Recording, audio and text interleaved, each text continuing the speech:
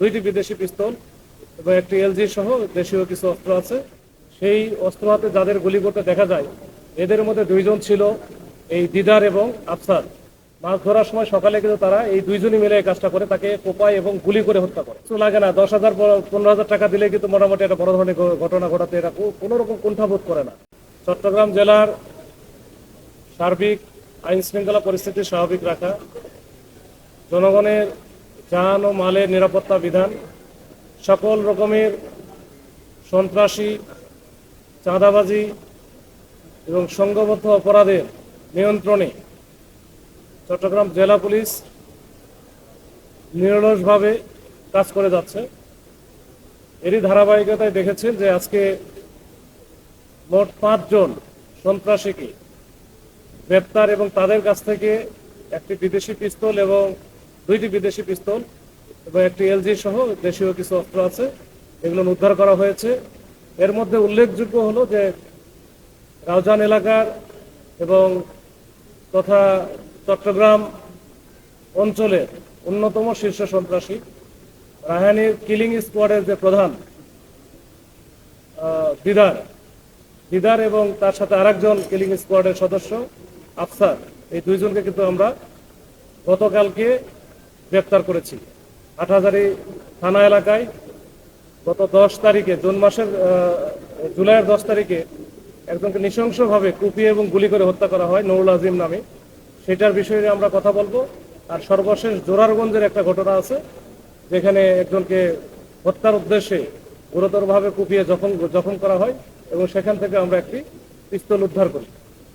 রাউজান এলাকার যে আলোচিত যুবদল নেতা মাসুদ চৌধুরীকে হত্যা করা হয়েছিল গত 14 জুন, এই আপনারা জানেন সেখানে তাকে পাহাড়তলী এলাকায় প্রকাশ্য দিবালোকে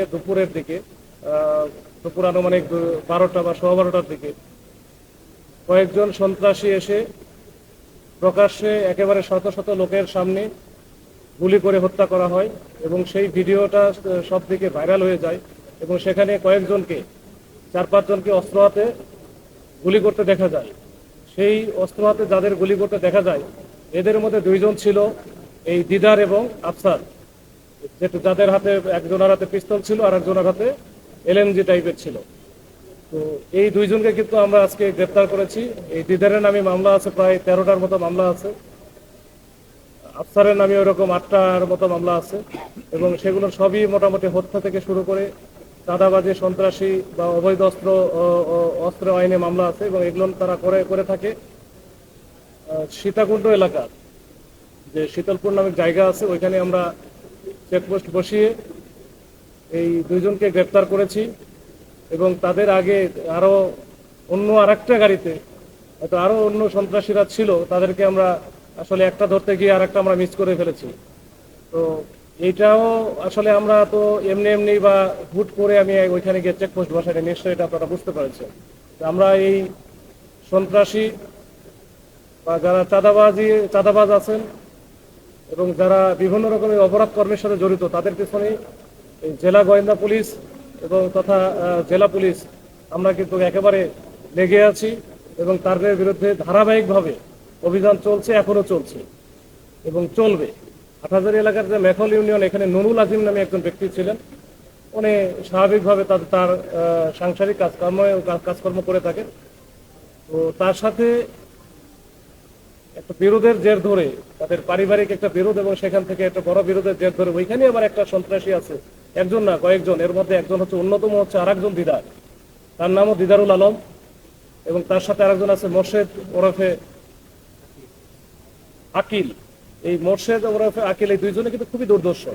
এই দুইটা নাম হয়তো ওইভাবে আমরা মানে খুব বেশি আগে শুনে নাই, তাদের পিসিপিআর এবং তাদের প্রিভিয়াস অ্যাক্টিভিটিস আমরা যখন অ্যানালাইসিস করলাম তখন আমরা দেখলাম যে এরা দুইজনে খুবই দুর্দর্শ প্রকৃতির এবং প্রত্যেকের নামে এই যে দিদারুল যে আছে, ওই নুরুল আজিম যে সকালে উঠে সে মাছ ধরতে গেছিল একটা নদীতে, পাশের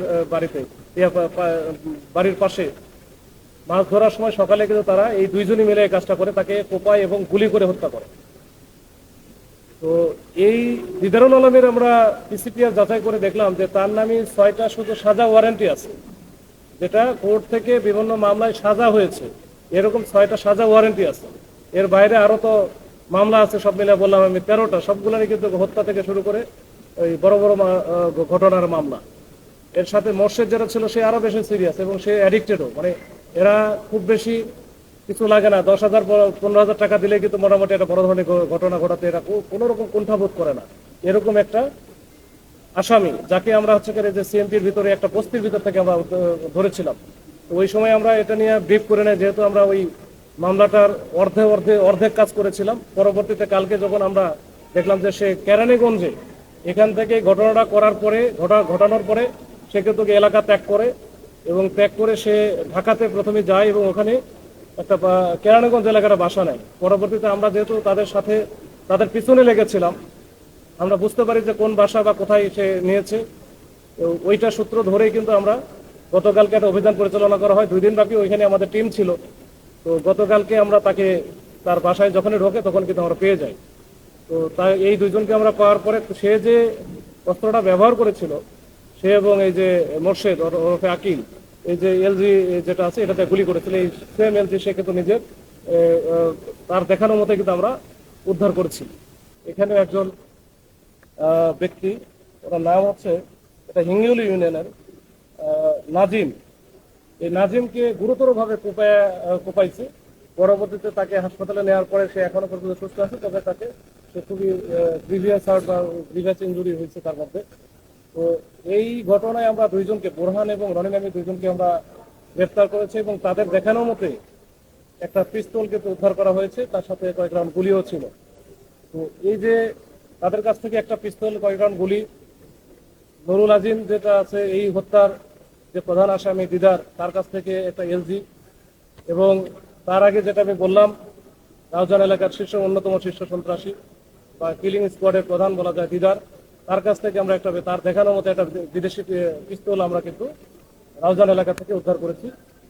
না, ও এখন কোথায় আছে আমরা জানি না, এটা যতক্ষণ না পর্যন্ত তাকে আমরা না পাচ্ছি। তবে আমরা সোশ্যাল মিডিয়ার মাধ্যমে আমরা একটু দেখেছি যে সে ওই নোয়াখালীর কোম্পানিগঞ্জে, আমি এর আগে যেটা তথ্যটা দিয়েছিলাম যে ওখান থেকে আমাদের কাছ থেকে পালায় যেতে সক্ষম হয়েছে, যে কোনোভাবে হোক, আল্লাহ রহম করছে আরে। তো ওইখানে ওই স্ট্যাটাসে সে অবশ্য ধন্যবাদ জানাতে ভুলে নাই, সে ওইখানে আমাদের নাম লিখে কিছু প্রশ্ন করেছে এবং সাথে সাথে নোয়াখালীর কোম্পানিগঞ্জের যে রংমালা এলাকা, যে এলাকার কিছু অসৎ লোক, আমার মনে হয় কিছু লোক যারা তাকে সহযোগিতা করেছে, তাকে আশ্রয় দিয়েছে, পুলিশের কাছ থেকে লুকিয়ে রাখছিল। আমরা ওইখানে অভিযান দেওয়ার পরে 5 ঘন্টা মানে চিরুনি অভিযানের মতো করছি, তারপরও পাইনি। কি কারণে? ওই এলাকার কিছু দুষ্ট লোকজন তাকে সহযোগিতা করেছে। আমি জানি না তারা জেনে করলো না না জেনে করলো, তবে তাকে সহযোগিতা করার কারণে এই যে সে কিন্তু তার স্ট্যাটাসে তাদেরকে ধন্যবাদ দিতে কিন্তু ভুলে নাই। সে ধন্যবাদ দিয়েছে যে তাকে নিখুঁতভাবে তারা আশ্রয় দিয়ে তারা পুলিশের হাত থেকে বাঁচাইছে। তো যাই হোক, এটা আল্লাহ রহম করছে, তাকে সে পুলিশের কাছ থেকে বেঁচে গেছে। ওই যারা অন্যান্য সন্ত্রাসী যারা আছে তারা হয়তো বুঝতে পারতেছে তাদের আসলে ওই ঘুম কিন্তু নাই, তারা বাড়িতেও নাই, আর আশেপাশে যেখানে একটু থাকতো সেখানেও নাই। তার মানে তারা জেগে আছে, ঘুম তো নাই, আপনারও ঘুম নাই, আমার তাদেরও ঘুম নাই, আমারও নাই। আচ্ছা, আমি বলি ডেভিড ইমনের সহযোগী ডেভিড ইমন যেটা, রায়হান এবং ডেভিড ইমন বা এই গ্রুপের সাথে চমৎকার সম্পর্ক এবং এরা একসাথেই কাজ করে। এরা যখন আপনারা ইতিপূর্বে দেখেছেন যে চট্টগ্রাম মহানগরীতে যে ঘটনা ঘটেছে, সবই মোটামুটি এরা একই সাথে।